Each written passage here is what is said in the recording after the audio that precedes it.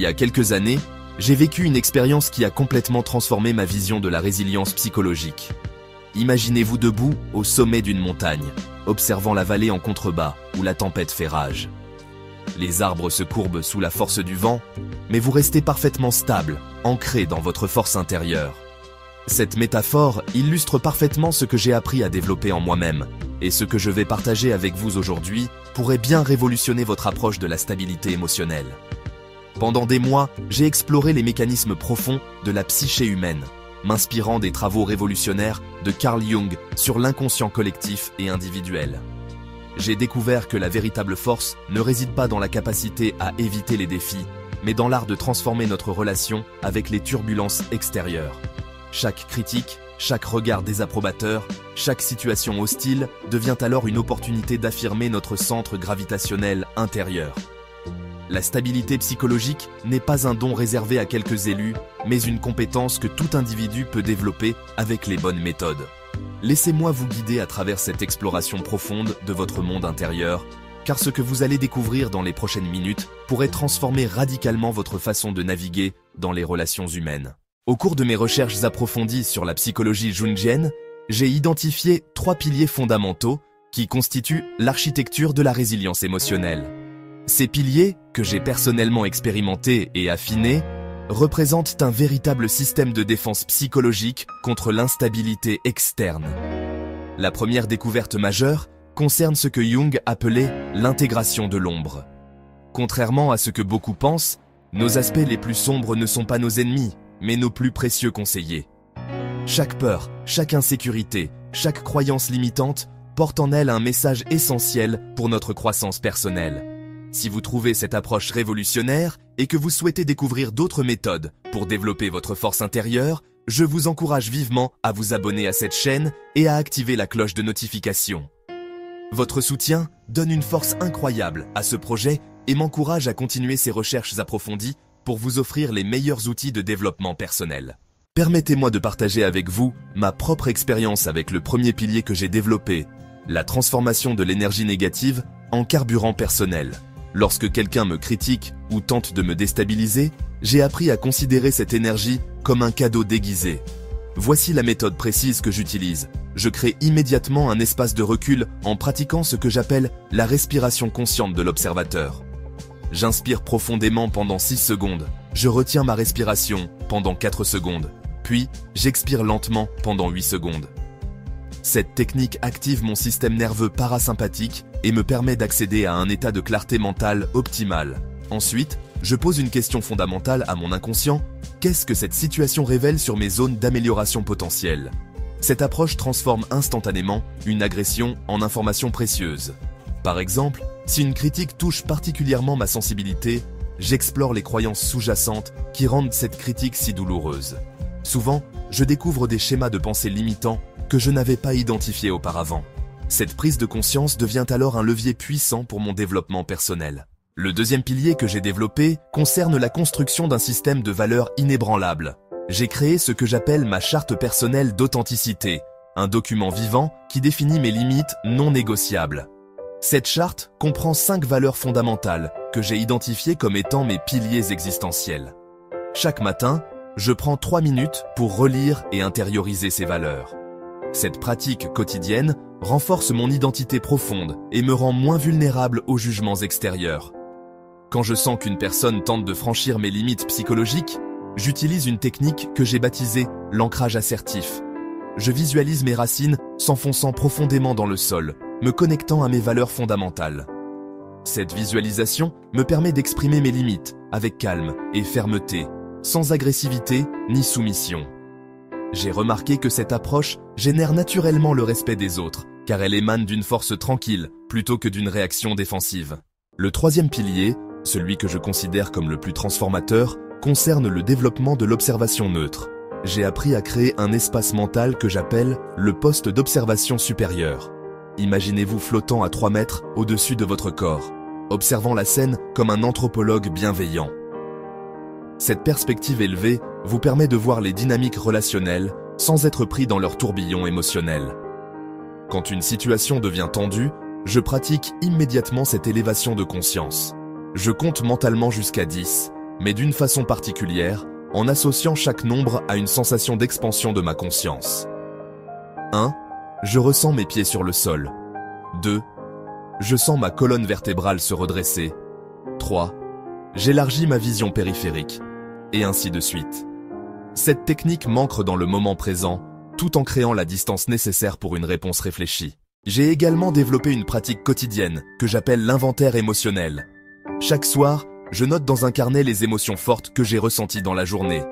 Pour chaque émotion, j'identifie le déclencheur, ma réaction initiale, et la leçon potentielle.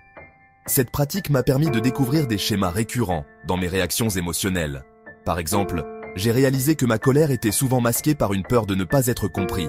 Cette prise de conscience m'a permis de développer une communication plus authentique et moins réactive. Maintenant, quand je sens la colère monter, je prends le temps d'identifier la peur sous-jacente et j'exprime directement ce besoin de compréhension. Cette approche a transformé la qualité de mes relations interpersonnelles de manière spectaculaire. Une autre technique que j'ai perfectionnée concerne la gestion des critiques constructives versus destructives. J'ai créé un filtre mental que j'appelle l'analyseur d'intention. Quand quelqu'un me fait une remarque, je m'arrête quelques secondes pour analyser l'énergie derrière les mots. Y a-t-il une intention de m'aider à grandir ou une volonté de me diminuer? Cette distinction me permet de recevoir les critiques constructives avec gratitude et de neutraliser les attaques personnelles sans me laisser affecter. J'ai également développé une pratique de gratitude inversée, particulièrement efficace pour les situations difficiles. Quand je vis une expérience désagréable, je me demande, dans 5 ans, comment cette situation aura contribué à ma croissance personnelle. Cette projection temporelle me permet de trouver un sens positif même dans les moments les plus challengeants. Par exemple, une période de solitude forcée m'a permis de développer une relation plus profonde avec moi-même. La visualisation créatrice fait également partie intégrante de ma pratique quotidienne. Chaque matin, je passe 5 minutes à visualiser ma journée idéale du point de vue de la stabilité émotionnelle. Je me vois naviguer avec sérénité dans les interactions sociales, répondant aux défis avec sagesse et maintenant ma paix intérieure.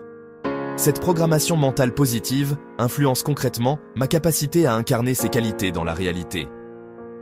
J'ai aussi créé ce que j'appelle un sanctuaire mental, un espace intérieur où je peux me retirer en cas de stress intense. Ce sanctuaire est un lieu imaginaire que j'ai construit avec tous les détails sensoriels. Je peux y accéder en fermant les yeux et en me concentrant sur ma respiration. Cet espace me procure un sentiment de sécurité et de paix instantanée, même dans les environnements les plus chaotiques. Une découverte majeure de mon parcours concerne l'importance de la cohérence entre mes valeurs et mes actions. J'ai réalisé que l'instabilité émotionnelle provenait souvent d'un décalage entre qui je voulais être et comment j'agissais réellement. J'ai donc développé un système de vérification quotidienne de cette cohérence. Chaque soir, je me demande si mes actions de la journée ont été alignées avec mes valeurs profondes. Cette pratique renforce mon intégrité personnelle et diminue considérablement ma vulnérabilité aux jugements extérieurs. La gestion de l'énergie mentale représente un autre aspect crucial de ma méthode. J'ai appris à identifier les personnes et les situations qui drainent mon énergie versus celles qui la nourrissent. Cette conscience m'a permis de faire des choix plus éclairés concernant mes relations et mes engagements. Je pratique maintenant ce que j'appelle l'hygiène énergétique, en m'entourant consciemment de personnes qui élèvent ma vibration. L'acceptation radicale constitue également un pilier fondamental de ma stabilité émotionnelle. J'ai appris à accueillir toutes mes émotions sans jugement, même les plus inconfortables. Cette acceptation ne signifie pas passivité, mais reconnaissance de ce qui est présent en moi. Paradoxalement, cette acceptation totale me donne plus de pouvoir pour transformer ce qui peut l'être. J'ai également développé une technique de dialogue intérieur constructif. Quand des pensées négatives surgissent, je ne les combats pas, mais j'engage une conversation bienveillante avec elles. Je leur demande quelle information importante elles tentent de me transmettre. Cette approche transforme mes résistances intérieures en alliés pour ma croissance. La pratique régulière de la méditation en mouvement fait partie intégrante de ma routine. Contrairement à la méditation assise traditionnelle, je pratique la pleine conscience en marchant. Cette approche me permet d'intégrer la stabilité mentale dans mes activités quotidiennes. Je peux ainsi maintenir un état de présence, même dans les situations les plus dynamiques. L'une des révélations les plus importantes de mon parcours concerne la différence entre réaction et réponse. Une réaction est automatique et souvent émotionnelle, tandis qu'une réponse est choisie et réfléchie. J'ai développé un espace de choix entre le stimulus et ma réaction. Cet espace, même s'il ne dure que quelques secondes, change complètement la qualité de mes interactions. J'ai également créé un système de reconnaissance des signaux d'alarme interne. Certaines sensations physiques m'avertissent quand je commence à perdre ma stabilité émotionnelle. Une tension dans les épaules, une accélération du rythme cardiaque, une respiration plus courte. Ces signaux me permettent d'intervenir rapidement avant que la situation ne dégénère. La pratique de l'autocompassion représente un autre élément essentiel de ma méthode. J'ai appris à me traiter avec la même bienveillance que j'accorderais à un ami cher. Cette approche diminue considérablement ma critique interne et renforce ma résilience émotionnelle. Quand je fais une erreur, je me demande ce que je dirais à un ami dans la même situation. L'importance de la communauté dans le développement de la stabilité émotionnelle ne peut être sous-estimée. J'ai créé un cercle de personnes qui partagent mes valeurs et soutiennent ma croissance. Ces relations nourrissantes me rappellent qui je suis vraiment quand le monde extérieur tente de me déstabiliser. Cette communauté constitue un miroir positif qui reflète ma valeur intrinsèque. J'ai aussi développé une pratique de célébration des petites victoires. Chaque fois que je réussis à maintenir ma stabilité dans une situation difficile, je prends un moment pour reconnaître cette réussite. Cette reconnaissance renforce positivement mon nouveau comportement et facilite son intégration. Ces micro-célébrations créent un momentum positif dans mon développement personnel. La compréhension des cycles émotionnels naturels fait également partie de ma sagesse acquise. J'ai appris que certaines périodes sont naturellement plus challengeantes que d'autres. Cette connaissance me permet d'ajuster mes attentes et mes pratiques en conséquence. Je ne me juge plus quand je traverse des phases plus difficiles, mais j'adapte mes stratégies de soutien. L'intégration de ces principes dans ma vie quotidienne a créé une transformation profonde et durable. Je ne suis plus à la merci des humeurs des autres ou des circonstances extérieures. Ma stabilité émotionnelle est devenue une ressource fiable sur laquelle je peux compter. Cette force intérieure rayonne naturellement et influence positivement mes relations. Les bénéfices de cette approche dépassent largement la simple gestion du stress. Ma créativité s'est épanouie, mes relations se sont approfondies et ma confiance en moi s'est solidifiée.